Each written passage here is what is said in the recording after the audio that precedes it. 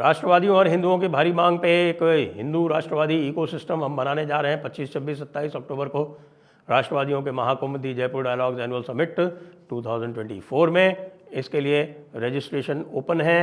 Registration आप नीचे जाकर लिंक पे कर सकते हैं, QR स्कैन करके आप हमें सहायता कर सकते हैं, कंट्रीब्यूट कर सकते हैं और स्पॉन्सरशिप्स के भी ऑप्शन ओपन है। नमस्ते, आप सभी से अनुरोध है कि कृपया हमारी चैनल को सब्सक्राइब करें। साथ में हमारी रीच बढ़ाने के लिए कृपया लाइक का बटन अवश्य दबा दें। साथ में हमारे वीडियो को बाद में शेयर भी अवश्य करें। संसार का सबसे बड़ा आतंकवादी इजराइल ने मार गिराया है। जी हाँ, संसार का इस समय का सबसे बड़ा आतंकवादी हिजबुल्लाह का जो चीफ है या चीफ था, हसन नसरल्लाह, उसको इजराइल ने मार गिराया है और उसको बंकर भेदी बॉम्ब के साथ में हमला करके, और जो अंदर वो बंकर में बैठा हुआ था बेरूत शहर के अंदर, उस बंकर को भेद के उसको मार गिराया गया है। और जानते हैं इसका परिणाम क्या हुआ है? यानी कि सबसे ज़्यादा उछलने वाले ईरान के सुप्रीम लीडर अली खमेनी साहब जो हैं, उनको छुपा दिया गया है। जी हाँ, उनको जो है किसी सीक्रेट लोकेशन पर ले जाया गया है, क्योंकि उनको यह विश्वास नहीं है अब ईरान वालों को कि उनके सुप्रीम लीडर या अन्य जो कोई भी लीडर हैं जो कि इसराइल के विरुद्ध विश्वभ्रमण करते रहते हैं, लगातार इसराइल के विरुद्ध षड्यंत्र करते रहते हैं, वो अब सेफ रह पाएंगे, सुरक्षित रह पाएंगे, इसकी अब कोई गारंटी नहीं है। क्योंकि हसन नसरल्लाह ऐसा माना जाता था कि भाई वो तो ऐसे एक कॉन्क्रीट और रीइंफोर्स्ड बंकर में रहता था जिसको कोई किसी भी तरह से भेद नहीं सकता था। वो भी भेद दिया गया और वो अल्लाह को प्यारे हो गए, 72 हूरों के पास पहुंच गए। अब 72 हूरों के पास वो आनंद मनाएंगे। भाई यही नहीं समझ में आता है भाई कि ये जो सारे मुल्ला मौलाना आलिम उल्मा जो हैं, जो कि पूरी पब्लिक को ये कहते रहते हैं कि भाई तुम शहीद हो जाओ और तुम मुजाहिद बन जाओ और तुम जिहाद करो और तुम अगर मारे जाओगे तो तुम जो है वो जिहाद फ़ी सबीलिल्लाह में तो तुमको जो है वो डायरेक्ट जन्नत का टिकट मिलेगा, 72 हूरें मिलेंगी। वो खुद जो है वो पता नहीं क्यों ज़िंदा रहना चाहते हैं। अरे भाई, जब जन्नत की ज़िंदगी और दुनिया के बाद वाली ज़िंदगी वो इतनी आकर्षक है, तो तुम क्यों नहीं सबसे पहले लाइन लगाते उसके लिए? किसी से भी पूछ लो, हमारे तारिक जमील साहब से पूछ लो, ये पाकिस्तान वाले हैं जो, उनसे पूछ लो, तारिक मसूद से पूछ लो, जिनके ख़िलाफ़ आजकल जो है वो ब्लास्फेमी का मुकदमा चल रहा है, या मुकदमा तो भी नहीं चल रहा है, हाँ ब्लास्फेमी की कॉल्स दी जा रही हैं, लोग उनका ST-SJ करने के लिए आमादा है। और गौरतलब बात यही है कि ST-SJ की सबसे ज़्यादा कॉल जो है, सबसे ज़्यादा कॉल ये तारिक मसूद ही दिया करते थे। अब उनके ऊपर ही लागू हो गया है। तो हसन नसरल्लाह के मारे जाने का क्या सिग्निफिकेंस है पूरे जियोपॉलिटिकल विश्व के लिए? देखिए, इजराइल ने ये बिल्कुल अच्छी तरह से ये डेमोन्स्ट्रेट कर दिया है, ये दिखा दिया है कि जो कोई भी उसके विरुद्ध कार्रवाई करेगा वो कहीं भी दुनिया में बच नहीं सकता, वो सेफ नहीं है। ये उन्होंने कैसे कैसे कारनामे करके दिखा दिया। उन्होंने हमास के कमांडर्स को क़तर में मार गिराया, दुबई में मार गिराया, यहाँ तक कि आप ये देखें कि ईरान के प्रेसिडेंट के बंगले में जो एक सेफ़ हाउस था IRGC का, यानी कि जिसको बोलते हैं ईरानियन रिपब्लिक गार्ड, उनके सेफ हाउस में, प्रेसिडेंट के हाउस में, वहाँ उसको आपने इस्माइल हनिये को, जो कि चीफ था हमास का, उसको वहाँ उड़ा दिया। उसके बाद याहिया सिनवर बना। याहिया सिनवर को उन्होंने हमास के साथ में, यानी कि गाज़ा पट्टी में ही हलाक कर दिया, समाप्त मिदम।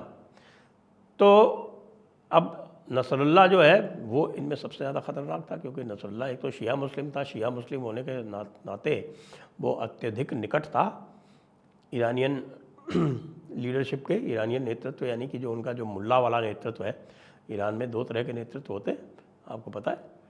एक जो सारा का सारा जो मिलिट्री एपरेटस जिसके हाथ में है वो उनकी सुप्रीम काउंसिल है, उनके पास है, और दूसरा जो सारी रिस्पॉन्सिबिलिटी है वो जो चुनी हुई सरकार है उसके पास है। चुनी हुई सरकार का इन मामलों में कोई दखल नहीं होता, ये सारा काम जो है वो इनकी सुप्रीम काउंसिल करती। तो सुप्रीम काउंसिल ने पूरा का पूरा ईरान से लेके और लेबनान तक, सीरिया लेबनान तक, ये पूरा उन्होंने एक आर्क ऑफ टेरर बना रखा है। बेंजामिन नेतन्याहू कल बोल रहे थे यूएन जनरल असेंबली में, और यूएन जनरल असेंबली में उन्होंने 2 मानचित्र यानी कि मैप दिखाए, और एक मैप था जिसको वो कहते थे कि भाई ब्लेसिंग्स ऑफ वर्ल्ड, कि वर्ल्ड के लिए वरदान क्या है, दुनिया के लिए वरदान क्या है, और उस वरदान के लिए वरदान स्वरूप उन्होंने आईमेक का उल्लेख किया। आईमेक मतलब इंडिया मिडिल ईस्ट और यूरोप, ये वाली जो उनकी जो कॉरिडोर बन रहा है आईमेक कॉरिडोर, उस आईमेक कॉरिडोर का उल्लेख किया उन्होंने, और ये कहा कि ये पूरे विश्व के लिए कि ब्लेसिंग्स है, इसके माध्यम से $5 ट्रिलियन का ट्रेड होगा, और सभी लोग जो हैं इसमें जो भी इन्वॉल्व होंगे, जिसमें कि भारत से ये आरंभ होगा, भारत से आरंभ होकर ये ओमान और दुबई या यूएई के माध्यम से सऊदी अरेबिया, जॉर्डन और हाइफा पोर्ट के माध्यम से उसके बाद फिर ग्रीक पोर्ट्स पर जाएगा। तो इसको उन्होंने बताया कि ये है वर्ल्ड ऑफ ब्लेसिंग। फिर उन्होंने बताया कि वर्ल्ड ऑफ डार्कनेस, और उसमें उन्होंने एक आर्क ऑफ टेरर का वर्णन किया कि आर्क ऑफ टेरर जो कि ईरान से शुरू होता है, उसमें कुछ एनक्लेव्स भी हैं यमन जैसे, और ईरान, इराक़, और इराक़ से सीरिया, सीरिया से लेबनान, ये उन्होंने आर्क ऑफ टेरर बताया। मेरे विचार से उनको इसमें पाकिस्तान को भी शामिल कर लेना चाहिए था, लेकिन चूँकि पाकिस्तान जो है सिर्फ बातें करता है, उसकी औकात नहीं है कि वो इसराइल को सीधे सीधे चुनौती दे सके, तो इसलिए संभवतः उन्होंने पाकिस्तान को छोड़ दिया। लेकिन हम इसका एक रिवाइज्ड मैप बनाना चाहते हैं, उस रिवाइज्ड मैप में हम पाकिस्तान को भी सम्मिलित कर लेंगे। तो ये पाकिस्तान से शुरू होकर ये पूरा का पूरा जो एरिया ऑफ डार्कनेस है पाकिस्तान है, इसमें अफ़गानिस्तान भी है, और अफ़गानिस्तान से लेके फिर ईरान, इराक़, सीरिया, लेबनान, ये पूरा मिडिल ईस्ट, जो अपर मिडिल ईस्ट है, नॉर्दर्न मिडिल ईस्ट है, वो आर्क ऑफ टेरर है, और जो नीचे वाला मिडिल ईस्ट है वो आर्क ऑफ ब्लेसिंग है, ऐसा नेतन्याहू ने कहा। अब लेबनान में हिज़्बुल्लाह जो है वो बहुत समय से एक्टिव हो गया है। लेबनान जो था, आप ये देखें कि 1940 के दशक में लेबनान में क्रिश्चियन मेजॉरिटी हुआ करती थी। अब यहाँ जो है वो क्रिश्चियंस भी अलग अलग मतों में बटे हुए हैं, कि जैसे यहाँ पे मैरोनाइट क्रिश्चियंस हैं, मैरोनाइट क्रिश्चियंस में भी फिर उसके बाद उसमें कैथोलिक भी हैं, कैथोलिक के अलावा ईस्टर्न ऑर्थोडॉक्स भी हैं, और ग्रीक ऑर्थोडॉक्स भी हैं, अलग अलग क्रिश्चियन सेक्ट्स हैं यहाँ पर। फिर इसी तरह से कई सारे वहाँ पर मुस्लिम सेक्ट्स हैं, जिसमें शिया हैं, और शिया भी अलग अलग तरह के शिया हैं, अलवी शिया भी हैं, एलवाइट्स जिनको बोलते हैं, और जो ये आपके 12 शिया होते हैं ये भी हैं वहाँ पर। तो ये सुन्नी हैं वहाँ पर, और उसके अलावा ड्रूज़ हैं वहाँ पर। तो ये बड़ी एक कॉम्प्लेक्स आपकी वहाँ पे सोसाइटी है, जिसमें जब फ़िलिस्तीन में जॉर्डन ने जब फ़िलिस्तीन वालों को बाहर निकाला, तो उन फ़िलिस्तीनियों को भी लेबनान ने अपने यहाँ समाहित किया, और बस वहीं से उनकी जो है उनके बुरे दिन आरंभ हो गए। फिर उसके बाद सिविल वॉर हुआ। सिविल वॉर के बाद में हिज़्बुल्लाह जो है वो धीरे धीरे इतना पावरफुल होता गया कि हिज़्बुल्लाह ने पूरा का पूरा सदर्न लेबनान अपने इन्फ्लुएंस में लेके और वहाँ से इसराइल के विरुद्ध एक दीनी युद्ध आरंभ कर दिया। जी हाँ, इसराइल से उनका कोई लेना देना नहीं, हिज़्बुल्लाह शिया ने बनाया हुआ है, और शिया ईरान जो है उसकी इसराइल से बाउंड्री भी नहीं लगती, लेकिन उनकी जो आइडियोलॉजी है जिसमें उनको यहूदियों को ख़त्म करना है। क्यों करना है? क्योंकि यहूदियों को ख़त्म किए बिना जो सारा का सारा जो पूरे दुनिया का मुसलमान है, उनकी आइडियोलॉजी थियोलॉजी के मुताबिक वो जा नहीं सकता कहाँ, जन्नत। तो इसलिए उनको यहूदियों को ख़त्म करना। अब इस मामले से जो पूरा का पूरा जो अरब विश्व है वो तो बाहर निकल आया क़तर के अलावा। और आप जानते हैं सऊदी अरब और यूएई के इसराइल से बहुत अच्छे संबंध हैं, लेकिन ये भाई लोग जो हैं ये नहीं समझ रहे हैं, ये इन्हीं चक्करों में फंसे हुए हैं। तो अब इसराइल ने बता दिया है, आपको ध्यान है कुछ दिनों पहले मैंने एक किया था इस पर एपिसोड, और उसमें मैंने कहा था कि भाई जो ये इनका खिलाफत का यानी कैलिफेट का जो सपना था वो इसराइल ने सदैव के लिए समाप्त कर दिया। आप ध्यान रखें कि जब खिलाफत उस्मानिया होती थी तो उस समय जो प्रथम विश्व युद्ध हुआ था, तो प्रथम विश्व युद्ध के बाद जो वो खिलाफत थी, कैलिफेट जो थी, उसको समाप्त किया था अंग्रेज़ों ने, और अब इसको समाप्त कर दिया है इसराइल ने।